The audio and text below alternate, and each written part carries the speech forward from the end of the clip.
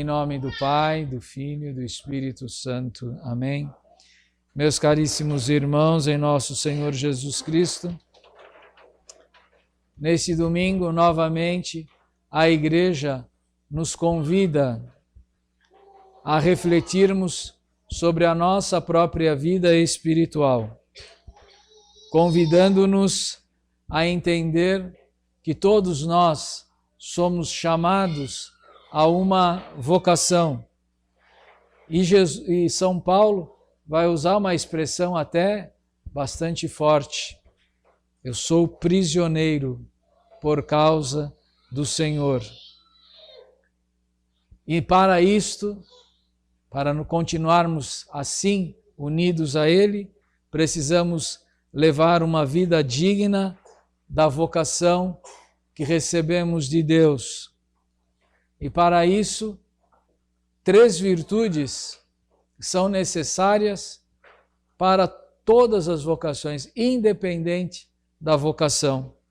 Quem quer de fato perseverar na amizade com Deus e quer cumprir com fidelidade este chamado, ele vai dizer que há 3 virtudes: humildade, mansidão e paciência, que vai nos levar a suportar com caridade uns aos outros. Em primeiro lugar, é preciso compreender essa palavra prisioneiro. É sempre uma analogia, a gente pensa logo que prisioneiro é aquele que está preso, que está amarrado, que está numa prisão. Bom, mas aí é por causa do crime que cometeu. Mas nós podemos também falar de prisioneiros por amor. Eu quero me manter unido a Deus e nunca me desatar dele. Quero ficar preso a ele. Aqui a expressão prisioneiro não é negativa, não é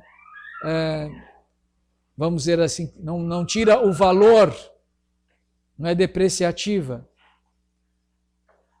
O marido e a mulher, quando se casam, podemos usar a palavra que um se torna prisioneiro do outro? Sim, mas por liberdade. Uma das perguntas essenciais na hora do matrimônio é aquela que o padre pergunta: é de livre e espontânea vontade que você quer se casar? Não é? Daí o noivo diz sim, a noiva responde sim. E se o padre só acrescentar, é de livre e espontânea vontade que você quer ser prisioneiro dela e ela de você? É a mesma pergunta. Não é? Por quê? Porque se vocês vão ter de viver até que a morte vos separe, isso é prisão. Nossa, mas se o senhor falar assim, o senhor está depreciando o matrimônio. Estaria, se você não tivesse feito isso por liberdade, se você não tivesse feito isso por amor. Porque você também prometeu, quero te amar por toda a vida, te respeitar um ao outro. Sim. Então, é uma prisão que nos leva, não é, ao céu. Vamos entender o valor das palavras utilizadas, não é? Cada uma no seu lugar. É diferente da união dos animais.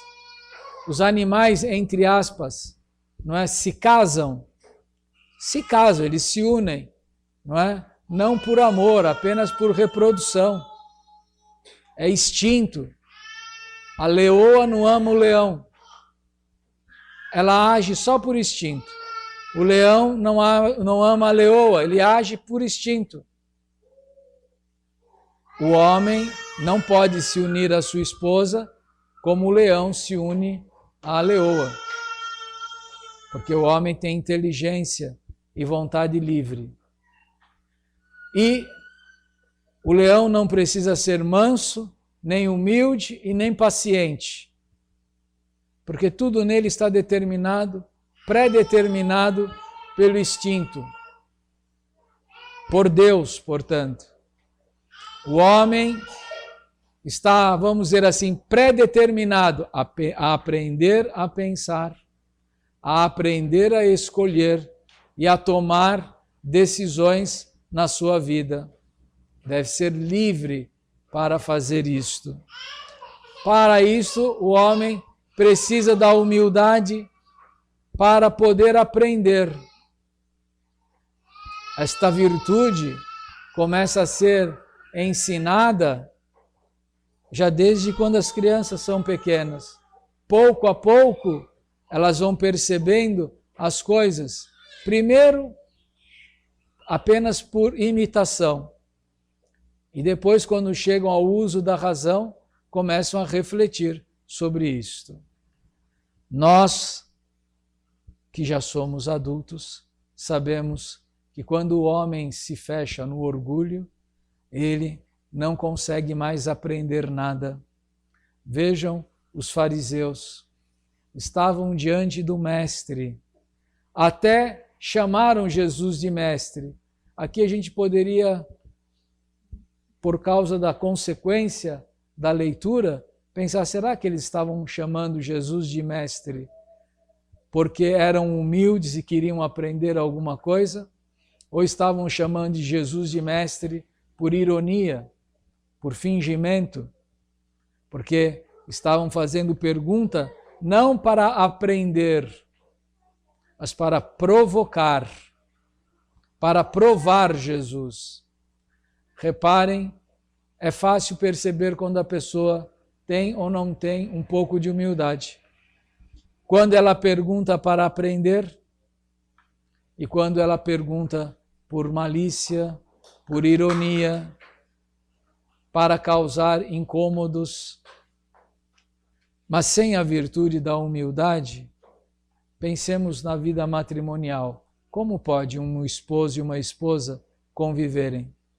Se só ele tem razão, se só ela diz a verdade, se só ele manda, se só ela não é, tem de fazer tudo, não é? Então, o matrimônio não vai dar certo. Porque o homem que acha que não tem nada a aprender com a sua esposa, para que você se casou? Se a esposa casou com o marido e acha que ele não pode ensinar nada, para que casou? Se um não precisa do outro, para que se casaram? Mas quando tem humildade, podem crescer. Um pode trazer para dentro de casa toda a experiência anterior ao matrimônio e o outro igualmente. As experiências que teve com os pais podem dividir as dificuldades. A segunda virtude, e isso se aplica a qualquer vocação. Para o sacerdote, a mesma coisa. Para o mundo inteiro. Mas se o sacerdote acha que sabe tudo, então para que ele nem precisa ser padre? Mas se faltar a ele a virtude da mansidão, como você vai conviver? Porque agitação sempre vai fazer parte da vida. Mas normalmente quando o homem se deixa levar pela agitação, quando o homem perde a calma, não é? E parte para a agressividade, parte para a ira, ele perde o controle. E quando a pessoa perde o controle, ela não sabe onde vai parar. Pode chegar a situações desde uma ofensa por palavras até uma agressão física. E a terceira virtude da paciência.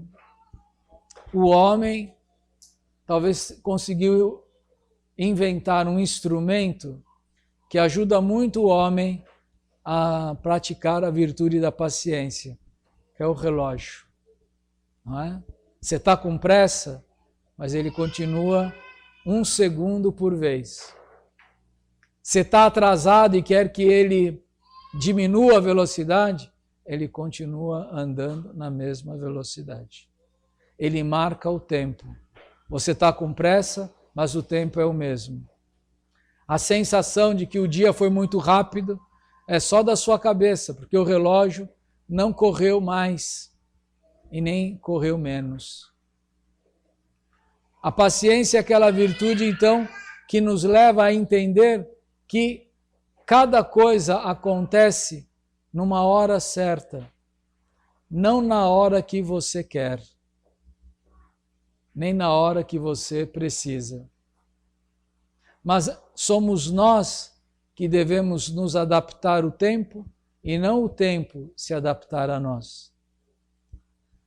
E assim, meus irmãos, estas três virtudes, elas produzem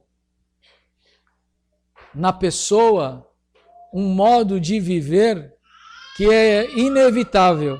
Ele vai nos levar a viver a caridade, o amor.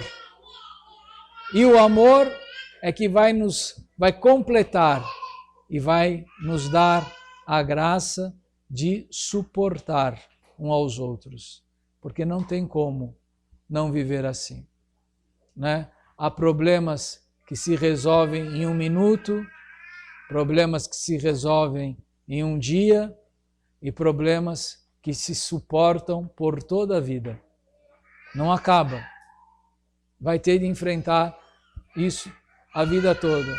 A gente precisa parar e refletir e entender, saber distinguir as coisas, para eu não cair numa ansiedade ou num desânimo que faz com que eu não faça nada.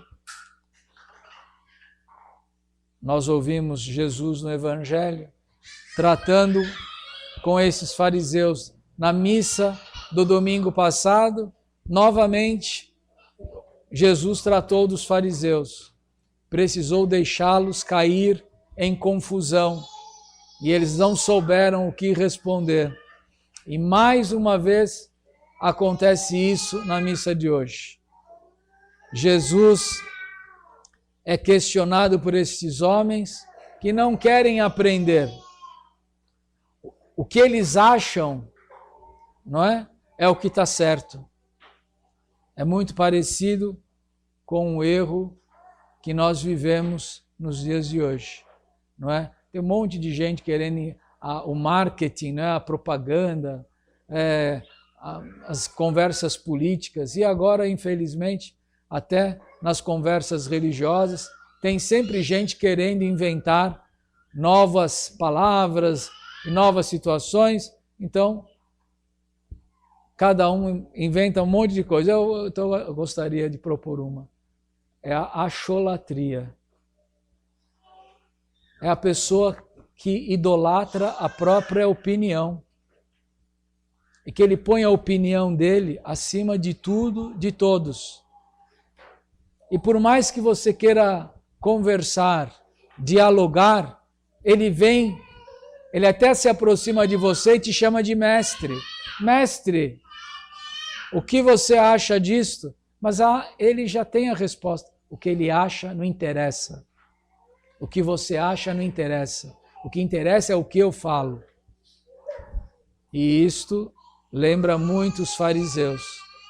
Jesus, com toda a simplicidade, não é?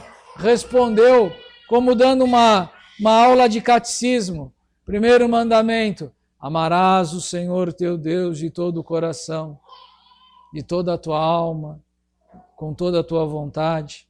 E o segundo é semelhante ao primeiro: amará o teu próximo como a ti mesmo. E eles não responderam nada. Não agradeceram, porque nem isso eles concordariam, porque se ele falou, eu sou contra. Parece que isto acontece até hoje, não é? Se ele falou isso, eu sou contra. Não importa o que ele falou, o que importa é que eu sou contra. E Jesus, então, pergunta a eles uma pergunta, então, de história do Antigo Testamento, de exegese, citando uma passagem bíblica, falando, olha, Davi falou que o Cristo seria o seu Senhor, mas como ele pode ser Senhor de Davi? Como Davi pode chamar ele de Senhor e você dizer que o Cristo é filho de Davi? E eles não souberam responder, ou melhor, não quiseram responder, provavelmente porque não sabiam, porque a pergunta é sutil, e eles não responderam nada. E depois daquele dia, ninguém mais ousou interrogá-lo. Normalmente, as leituras do Evangelho, da missa, nós selecionados para a missa, sempre terminam com uma frase alegre, com uma reação que nos enche de alegria. A missa de hoje, não. Ela termina com uma frase muito triste, com uma frase decepcionante. Que decepção Jesus teve com estes homens. Eles não foram lá para aprender quando estavam diante do Mestre. Não souberam responder, mas não tiveram a humildade para perguntar e dizer que não sabiam. E por fim, fingiram uma mansidão quando lá dentro já estavam com raiva, com ódio, com indignação, se calaram e nunca mais o interrogaram. Mas nós sabemos o que eles fizeram depois, não é? Depois eles começaram a se reunir, a criar intrigas, planos para matar Jesus. E de fato conseguiram. Conseguiram prender, acusar, flagelar, crucificar e levar à morte nosso Senhor. Por fim, no entanto, e é por este motivo que estamos aqui, o Senhor ressuscitou e eles se calaram por toda a eternidade, porque não tem mais o que responder. Não sabemos o que aconteceu com eles, mas é de se imaginar que se eles perseveraram neste orgulho, se perderam. E se vieram a se perder, não é? Perderam uma grande oportunidade na sua vida. Que Deus nos livre do mesmo erro. Que cada um de nós, dentro da sua própria vocação, procure crescer na humildade que o leve a aprender, a mansidão que o leve a ensinar, a paciência que te faça agir com calma e que a caridade seja a matriz, seja o combustível da sua alma em todas as suas ações. Em nome do Pai, do Filho, do Espírito Santo. Amém. Ave Maria, cheia de graça, o Senhor é convosco. Bendita sois vós entre as mulheres, e bendito é o fruto do vosso ventre, Jesus. Santa Maria, Mãe de Deus, rogai por nós, pecadores, agora e na hora da nossa morte. Amém. In nome del Padre, del Figliolo e dello Spirito Santo, e così sia. Sia lodato Gesù e Maria, e buonanotte a tutti.